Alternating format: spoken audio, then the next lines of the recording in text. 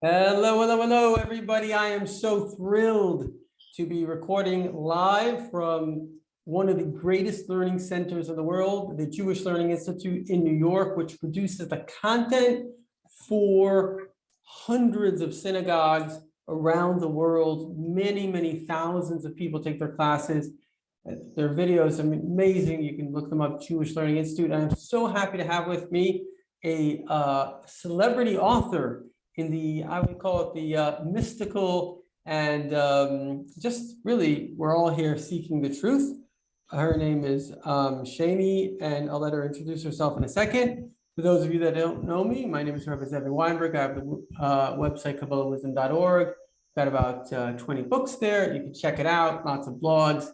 Shaney, can you possibly give a word of intro?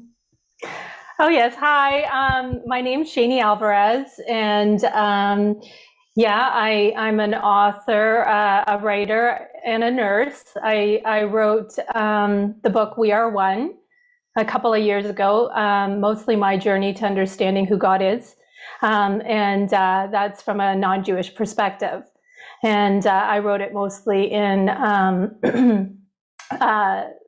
it's mostly written in poetry. At the time, that's how I was relating to the understanding that I was having about who God is, which I see it as a love relationship.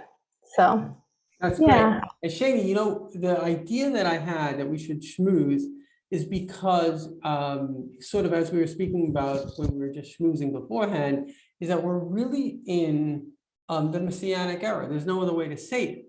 And you asked me a really great question. I'm going to bring it up because I guess everything is what we call hashgacha pratis, divine providence. It's organized by God. Everything that we think, we say, it's all here. And your question was, how do the Jews see the era that we're in now? Because clearly we're in an era that God is communicating. 64% of the world, that's billions of people, according to Gallup, which is a very prestigious polling institute, believe that they have a personal relationship with God.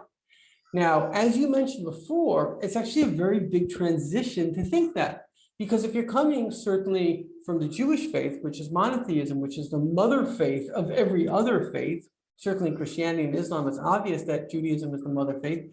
So if that's the case, the whole notion is basically God spoke to prophets, or he spoke to, as you had mentioned, there was the high priest, the Kohen Gadol, and you communicated. It was like amazing. You went to him, and there was an Urim V'Tumim, there was this breastplate, and would like light up and give you an answer. And based on that, people would maybe go to war, not go to war. It was like that was your encounter. Unbelievable.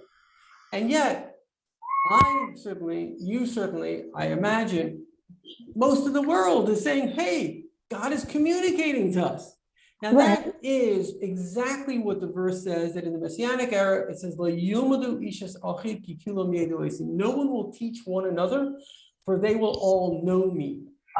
Now, knowledge in the biblical sense is the same concept of intimacy, because knowledge means that you really are connected and you truly get the other person. So there's two ways of actually knowing someone. There's like knowing about them, and then there's knowing them. When a couple lives together, they say after, 50 years, they can just be side by side and they know what the other one is thinking and saying. They just know them, like with the slightest anything, they know, like a mother knows her child. She just knows them. In fact, the child may not even know themselves, but the mother knows them. When you're with somebody long enough, you begin to know them. And so I think that's the kind of dimension. Really, the purpose of this talk is we're all what they call fellow travelers. We're traveling this infinite journey of a relationship with God. I think a relationship with one another, and I think even a relationship with ourselves. I certainly know from my side, men I think are a little less adept at knowing emotions as women are, but there was a period in time which I really didn't know my own emotions. And then one day God sort of opened up my heart, and now I'm very aware, oh, I'm feeling this, I'm feeling that, which is great, because only if you know something can you change it, can you deal with it.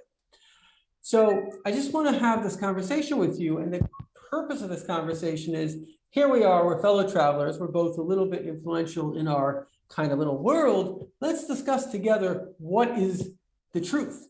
And I think with an open conversation, we could only learn and grow more. And I'll just share one other concept, which is a beautiful idea. You know, the Mishnah is the body of wisdom. So let's say it says in the Bible, I don't know, keep the Shabbos, the Sabbath. Well, what does that mean, keep the Sabbath? Are you allowed to turn on a light? What exactly does that mean? So there's an entire corpus of material, entire book of the Talmud explaining the laws, what that actually means.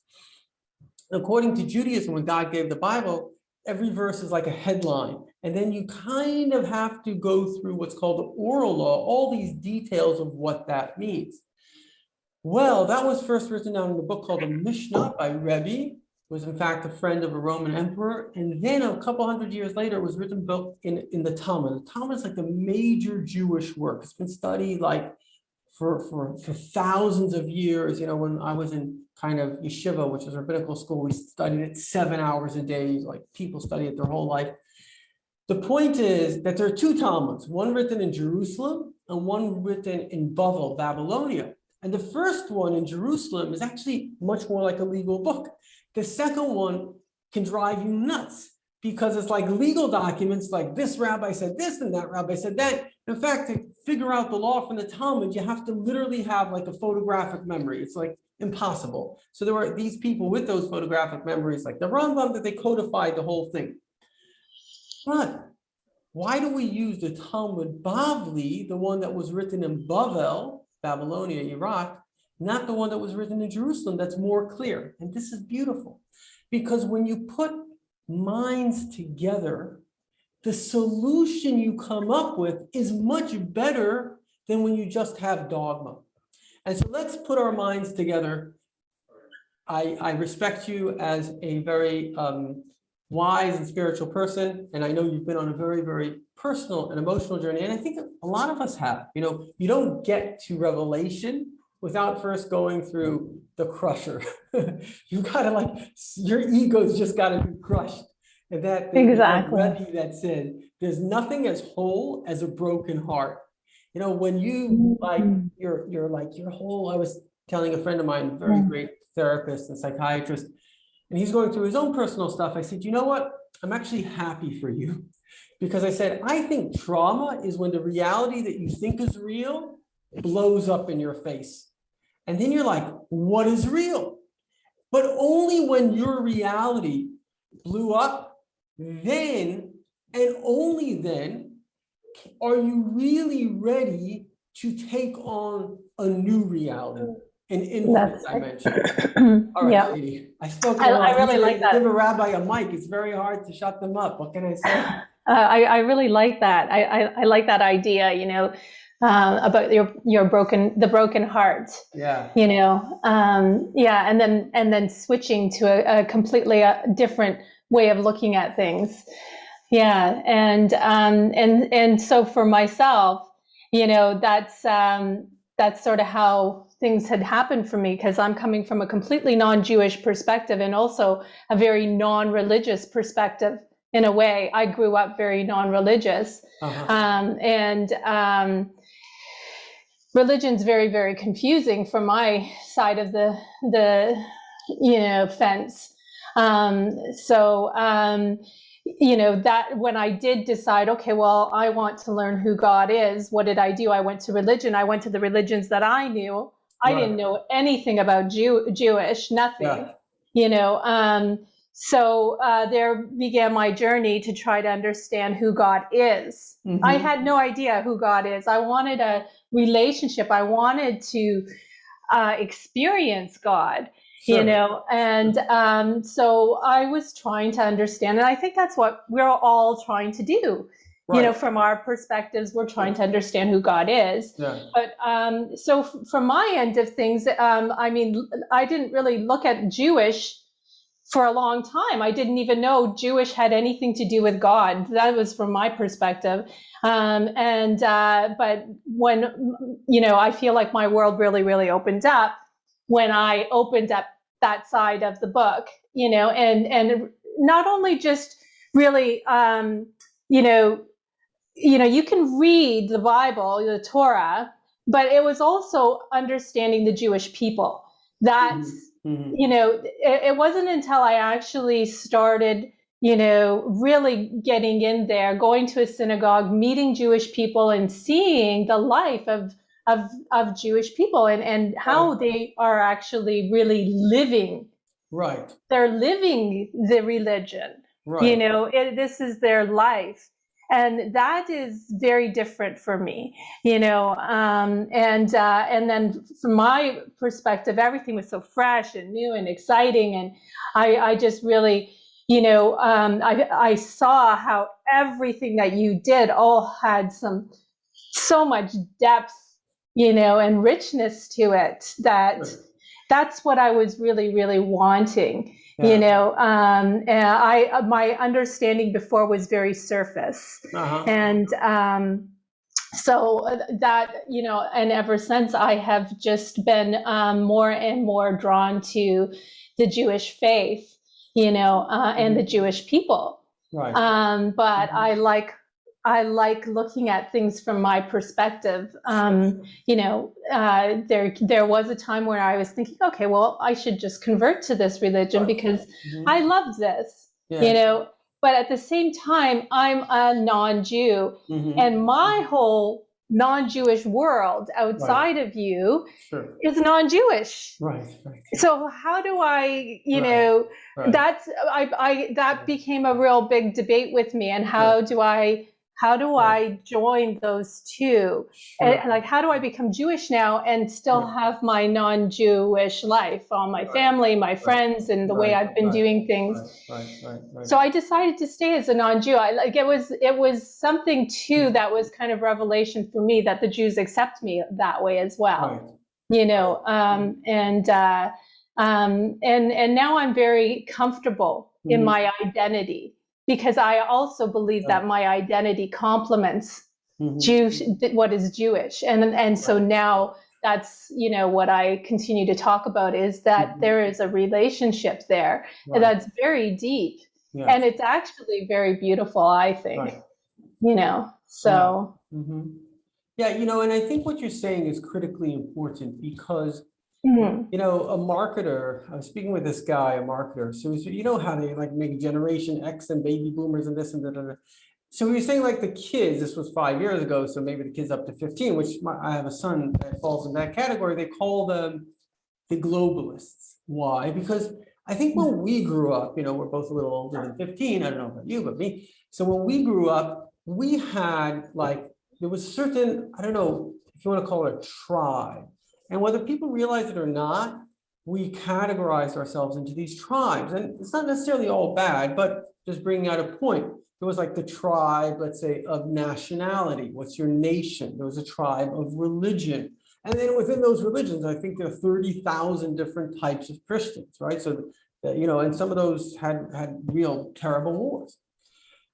But I think that, this is a really important concept in the world today, which is understanding, and I think this is what you're touching on, which is such an important concept, that diversity is beautiful.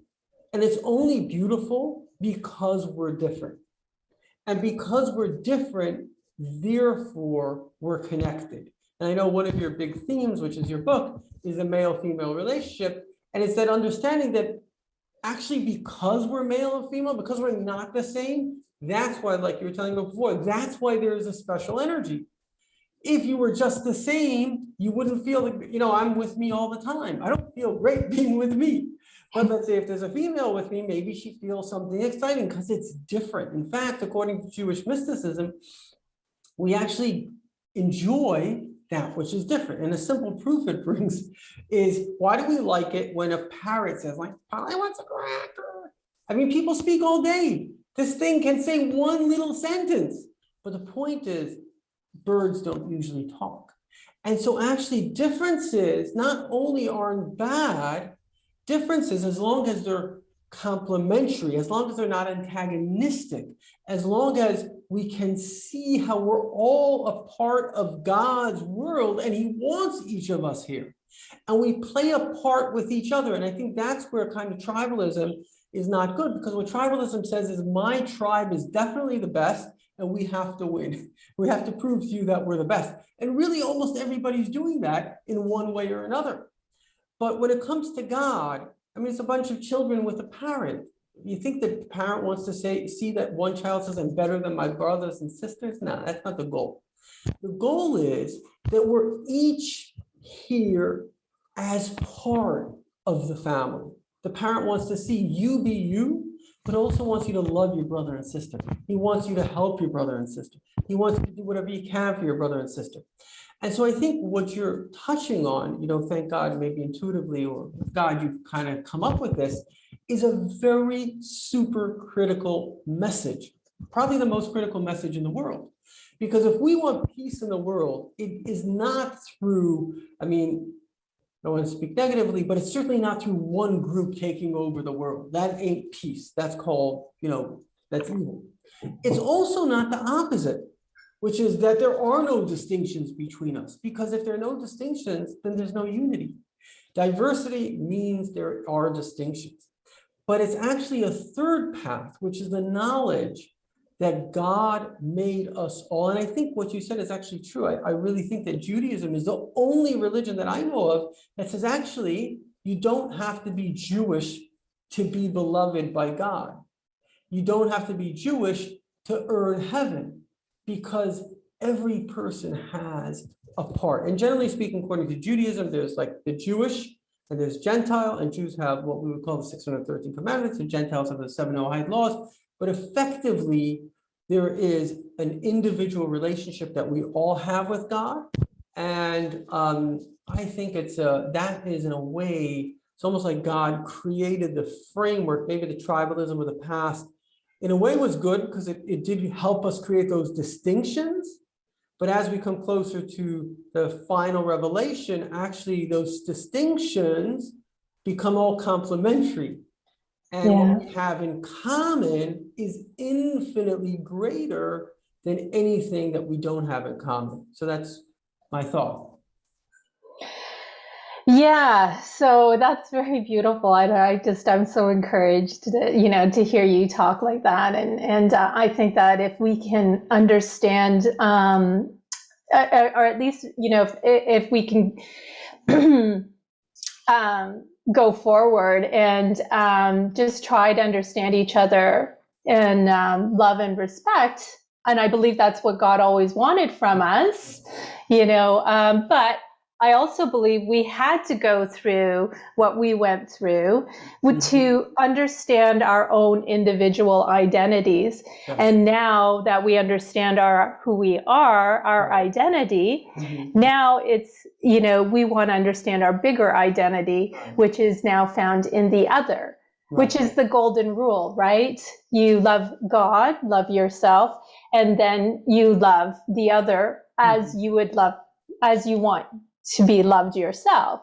Right. That's the golden rule. And that just ties us all together, and that is how I believe that, like a man and a woman, we're in our differences and that relationship, there's going to be some butting heads. There's going to be some, conflict there, but, through a man and a woman's love and wanting to be together, you work things out to try to understand that common, commonness, and how, to love one another, by thinking of each other in that respectful, loving way, and then that's how two people come together, and they come together eventually, and they become one thought, at the end of the day, probably when they're in their 80s or so, I think they become one another, right? And it's no longer a question, because they're both thinking exactly the same way. They know how their husband's going to deal with things, and the other one knows how the wife is going to deal with things, and they're both switching roles and doing those things as well. Right. I think that's a true partnership. I believe that's what we should be more in, a partnership, instead of being competitive with one another or trying to make the other to be, the same as myself. Sure. We are not here to make each other the same. We are here to embrace each other's differences, and we're also here to make the other person better, to bring out better qualities in each other, and understand ourselves even better. We understand ourselves, I think, better through the other, because it teaches us, the challenges, I think, also teach us things about ourselves. Right. Yeah, and so that's how I feel. I've learned so much, with being, with having this relationship that I have with the Jewish people. It's opened up my world and opened up things in myself that I never understood before. Sure. Yeah. Yeah, I think everything you're saying is really, really, really, I mean, there's so much there. We could talk about a lot of it for a long time. Unfortunately, we're a little bit limited in time, and everybody's limited in attention span. But yeah, so one thing that I wanted to mention, which I think is critical in terms of how we relate to one another, unfortunately, America, I mean, I know you're living in Canada, I don't know what it's like, but America that I grew up in was a beautiful place. Maybe because we all thought we were part of one tribe called America. And then without mentioning names, somebody comes along and really started to divide. Oh, we're left, you're right, and blah, blah, blah. And now it's like 2 tribes or 3 tribes. I don't know how many tribes. But the point is that the one thing that this individual, I think, brought to America, which was critical, which went beyond the scope of civility, was, I don't like to be negative, but I'm just saying it to bring out a point, is that if we make personal attacks on one another, we're not civil anymore. That's like the barbarian. And, there's a barbarian with a knife, and then there's a barbarian with words, and words can really hurt people. And so I think they say, there's a Jewish saying, which is, a stick and stone will break a bone, but words will break a soul and a heart. And that's a lot worse. So words, and the words we use, and in Judaism, a human being is called a medaber, somebody that speaks. That is the quality of a human. But actually the quality of human is also somebody that thinks. And this is something the great master, the Baal Shem Tov, told us, is that we have to think when we speak. We can't just speak without thinking, because are we then any different than a dog that could talk? He's just spewing forth anything that comes into his emotional reality. No, we're humans. We have to make decisions about correct speech and incorrect speech. And the thing that resonated with me with what you said was that word. You said love and respect. And so much about the West, love, love, love, love, love, and yet we're so bad at it. Why? Because we're missing the most important element of love, and that is respect. And I really think that respect is love. And a friend of mine, a really great genius, Yossi Ben-Shevitz, said, in the West, what we call lust or what we call love is actually lust. We're not talking about love. We're talking about lust. Lust is not love. And love is respect. When you look at another person, you respect them. That is the highest form of love. And because you respect them, you don't want to look down, you don't want to look bad in their eyes. And in fact, maybe it even begins with, as you were saying before, loving yourself, respecting yourself. I really think most problems in this world come from when we disrespect ourselves. And that often happens because I think that's one of the things that we want to do most, is we want to actually love and respect ourselves. I don't want to get too philosophical and too long. I wanted to touch on another subject. We're also running out of time. But that love and respect for myself, if I love and respect me, I'm going to love and respect you. And I just want to conclude this one topic because I think it's super critical, and I know it's something I'm passionate about, is the relationship between men and women. And in fact, I think what the West or the media has done is done a terrible disservice to the relationship between men and women. I think a lot of us don't realize how it's done that. By objectifying women it has taken away that reverence and that holiness. And really the Bible is the first document in a way, when women were, God forbid, treated as I don't know, chattel or whatever it was. In Judaism, there was this concept of marriage and divorce and treating with respect. And, as the ancient rabbi said, respect your wife more than yourself. Your blessings come from God because of her and all this kind of stuff. So in other words, the people don't realize how pernicious, how terrible the media is, because all the media can do is sell you lust. It doesn't have content.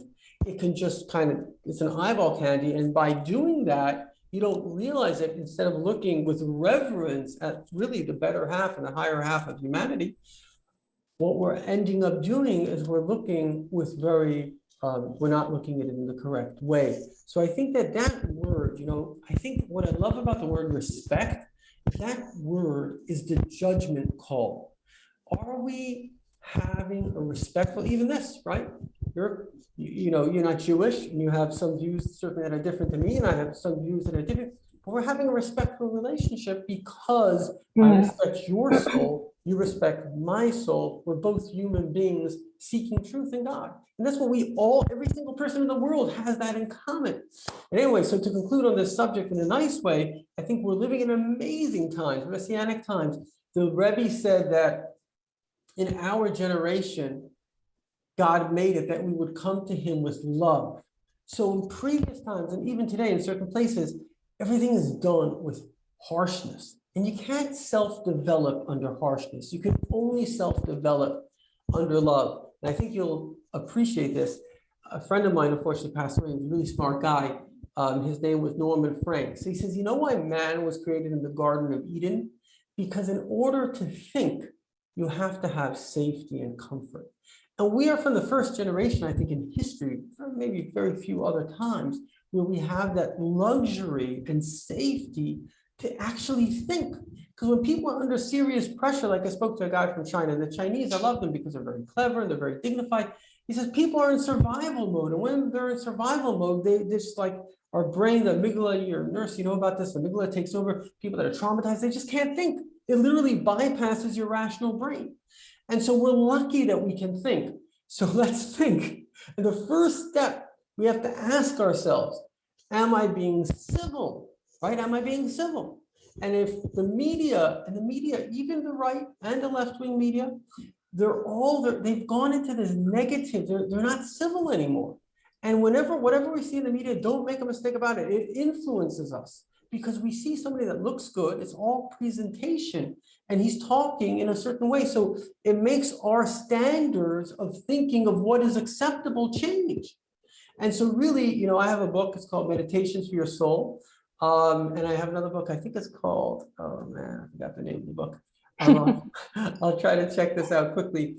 But basically, I took out the Jewish biblical commandments. I know you did an interview with me on my book, God's Guide, which I recommend. But this book also, I think, is pretty nice because I wrote it specifically. I took out what are the Jewish commandments of basically, kind of civil interaction and respect for one another that apply to everybody. And that book, I just gotta find it, sorry. Let me see when you write a lot, you can't remember the names of your own books. So let me see if I can find it. Anyway, so let's see here. But anyway, Shaney, let me just conclude, if I find that or not. Anyone go to my website, check out the stuff. Well, let me just conclude. I think if I can just interject with just one little bit thing. I mean, it's such a big thing that we're talking about. Yeah, sure. But I think what is very, very important before you're, really ready to understand the other, we have to love God first. That's the first commandment, right? And loving God first, you learn your identity, and I think that, too often we're too critical of everyone else around us. We're very, we've got a lot of negativity constantly feeding us. Sure. I think what we as an individual need to be doing is we need to be correct in ourselves and be aware of all of this around us. And that judgment, I feel like, should be more, we're always judging. We can easily judge all the things that are wrong, but we should be judging ourselves and how we're dealing with that. And then that way the focus is more on ourselves and how my relationship is to you, instead of me picking out things that are wrong in the other. I'm trying to just focus on the things that are wrong with myself. And that way, it's this awareness that I believe the whole world is waking up to. We're really learning who we are finally, in a very, very deep, profound way. So, and I think that's why I feel like I've made this connection with you, the Jewish people, and I just see how beautiful it is. So we're living in amazing times, because I think one of the great blessings of democracy is that it took us away from tribalism, and it made us say, okay, well, just because you're a human, you have a right. And I think that's so profound, because I think the essence of the Bible was a Russian writer that wrote that. He said that there is no more corpus of literature that gives dignity to the human as the Jewish kind of literature, which is not just literature, that's the Torah, that's God's word. No, God says, look at yourself, you're made in you are a reflection of me. And I think that is the essence of the message of Judaism and of God himself. It's like, I know how great you are. Like, here's how you're gonna, here's the mechanism. Just like love your neighbor, help others, don't take revenge, you don't have to, you're not an animal. So I think that God says, I know you, I know how great you are. And so we just have to stay, especially today, I think, where there's so much, I think we're like right before, on one hand, spiritually, we're in the Messianic era, but I think we still have a little bit to go for it to manifest on a global scale. And I think that the dark forces are really I spoke to this guy, you actually spoke to him, Jack, who was a survivor, very bright guy. We have to go in a minute, I'm really sad. I wish I could talk to you for another hour, but I asked him, so what's the lesson? Okay, here's a guy, Holland, they killed, his whole family survives, and he becomes part of the CIA, etc. Like, guy's bright and everything.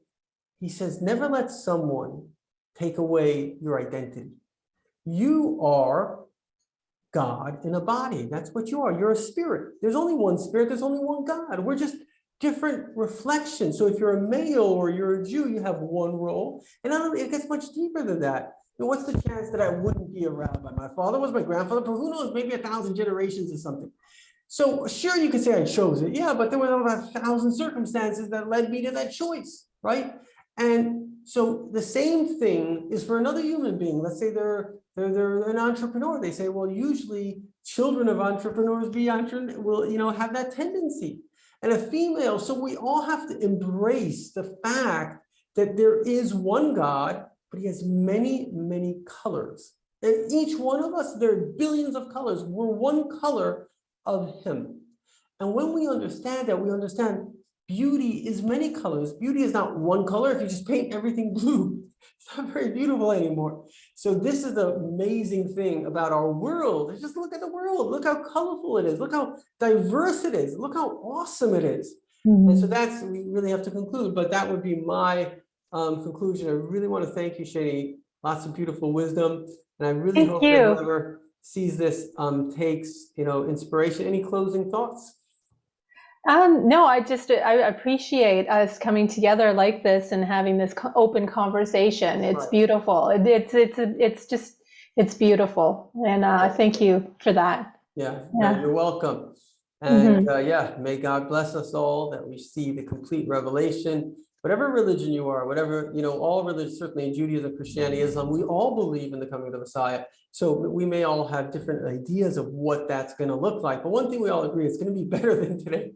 So yes. Let that happen now. And let us all be happy forever. Thank you so much. Thank you. Yeah, you're welcome. You're welcome.